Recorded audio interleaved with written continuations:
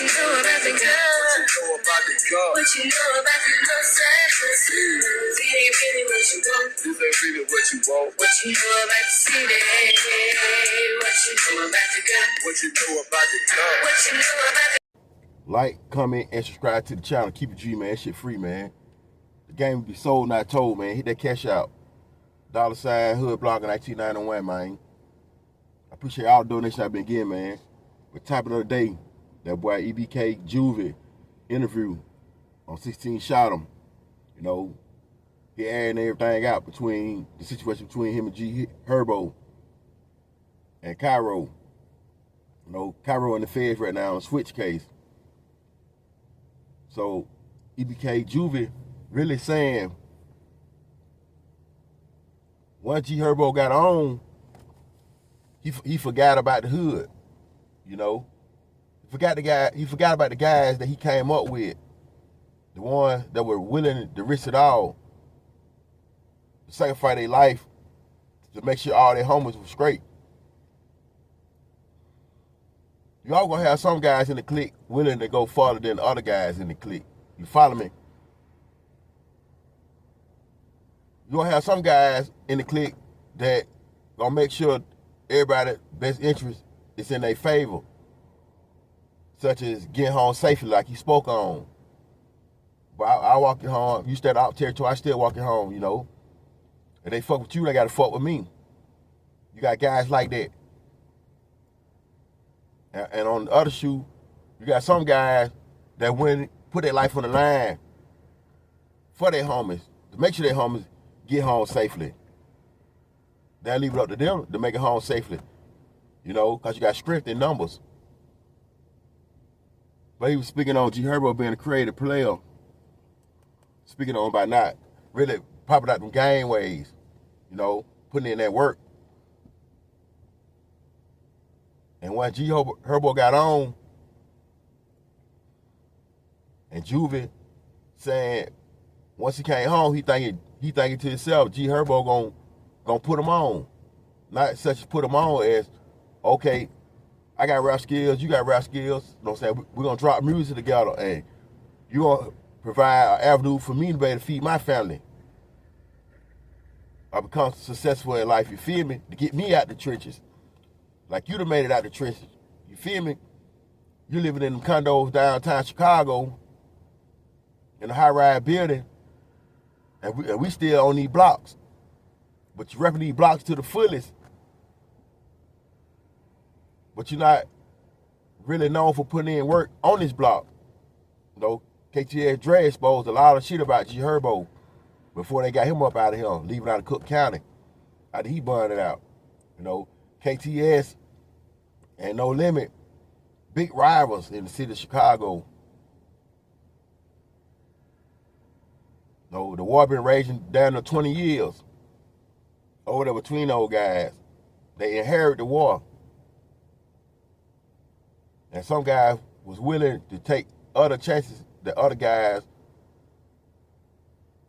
was afraid to do. So I can understand Juvie.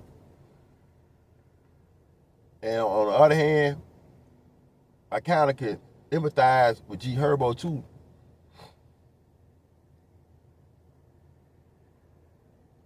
Because if you don't grow and prosper, you be stuck in the same situation you be facing for years. And by G Herbo getting that record deal, him and Lil Baby,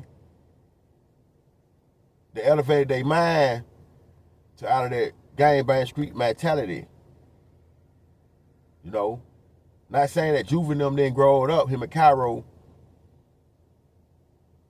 But money will change your mindset. Money and new places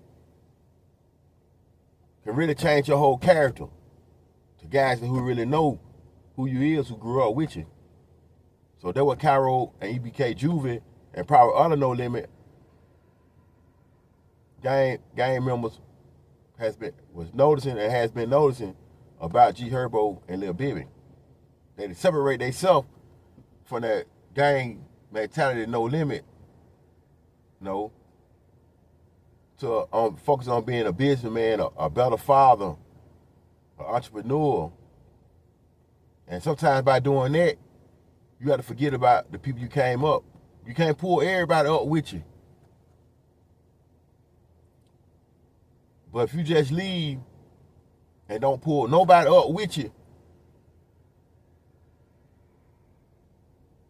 of course, your homie's gonna look at you side-eyed. You feel me? Like, I'll make sure this nigga got home from school safely. You know, like Juve say, he older than G Herbo. So that little brother him, you feel me? So you make sure little shorty straight. And get home, he stand on the op block. And you gotta go back to your block and make it there safely. You know what I'm saying? They call looking out for the bag.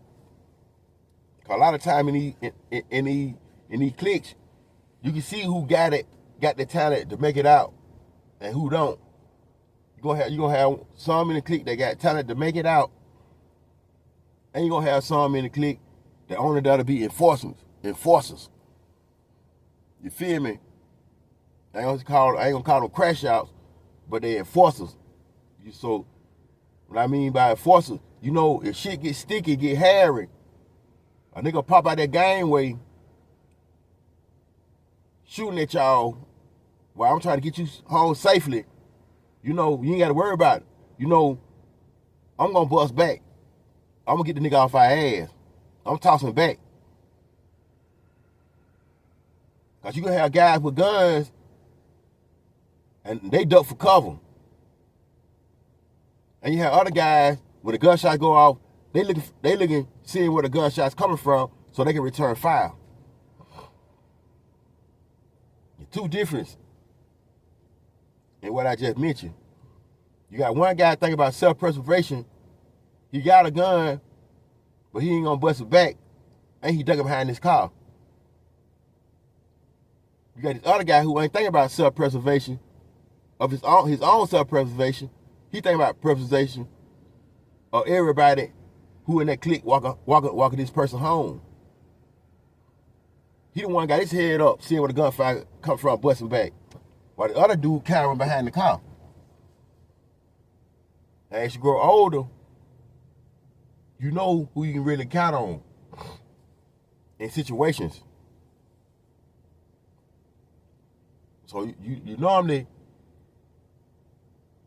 the ones who ain't really they say they about that, but ain't really about that, you normally don't go out the way of putting your life on the line for them once you figure that part out. But when you figure that part out, it be too late. Because you done did this shit so many times of being the caretaker of niggas that, if the shoes on the other foot, they wouldn't do it for you. So that what Juve was speaking on that 16 shot interview.